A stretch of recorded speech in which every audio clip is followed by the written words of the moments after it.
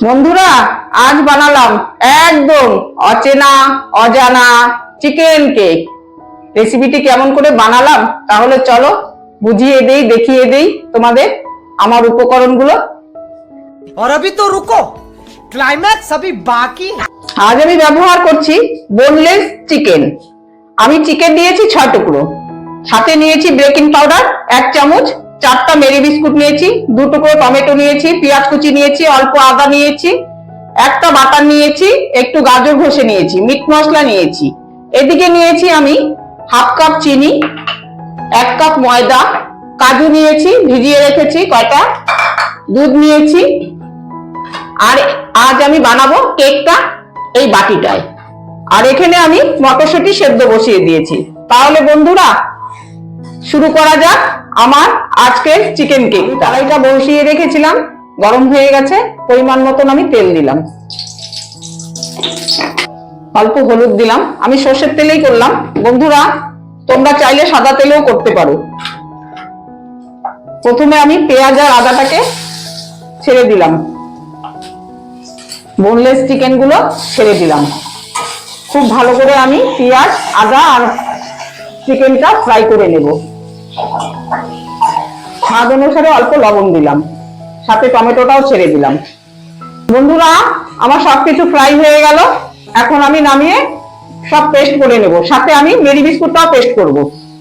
আমি সবকিছুকে পেস্ট করে নিয়ে আসলাম, চিকেন, মেরি বিস্কুট, সাথে আমি চিনিটাও পেস্ট করে নিয়েছি। এখন আমি সবকিছু মেলাবো। প্রথমে আমি অল্প মিট মশলা দিলাম, কারণ চিকেনের একটা গন্ধ থাকে, যদিও বা ফ্রাই করে নিয়েছি কিন্তু তবুও দিলাম। এখন আমি পরিমাণ মতন ময়দা দেব।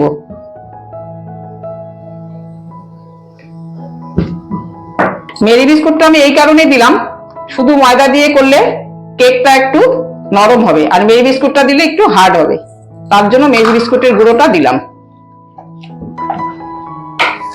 এখন আমি বেকিং পাউডারটাও দিয়ে দিলাম। এবার আমি আমার পরিমাণ মতন দুধ দিলাম। এখন আমি বাটার দিয়ে দিলাম,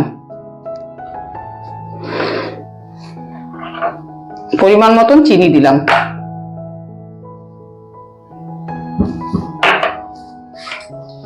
এখন খুব ভালো করে ফেটাবো।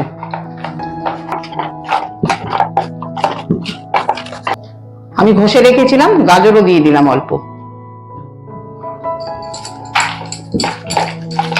আমি বাটার দিয়ে খুব ভালো করে বাটিটা মেখে নিলাম। তারপর কাগজটা বসিয়ে দিলাম, শেপের কাগজটা।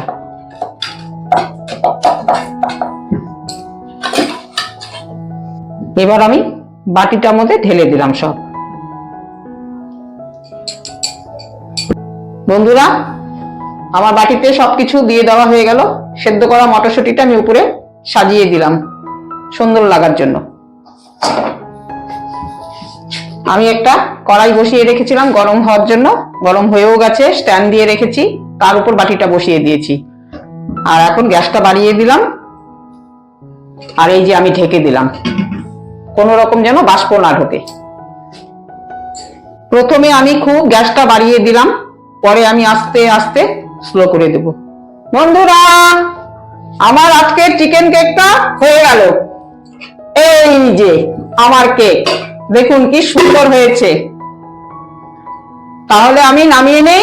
আমি প্রায় আধা ঘন্টা রেখেছিলাম কড়াইয়ের উপর, স্ট্যান্ডের উপর।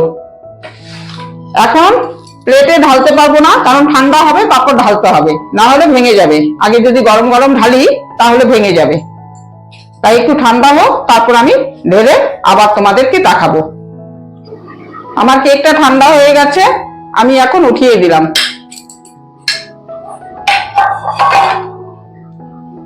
বন্ধুরা এই যে হলো আজকে আমার চিকেন কেক। আমার রেসিপিটি যদি তোমাদের খুব ভালো লাগে তাহলে মনে করে কিন্তু আমার চ্যানেলটিকে সাবস্ক্রাইব করো, আর সাথে বন্ধুদেরও শেয়ার করো। আর একটা কথা বন্ধুরা, আমার এই রেসিপিগুলো প্রথম থেকে শেষ পর্যন্ত দয়া করে দেখবে, তবেই দেখবে সবকিছু নিজেরাই বুঝতে পারবে আর নিজেরা ঘরে করে খেতে পারবে। তাহলে আজ আসি, ধন্যবাদ।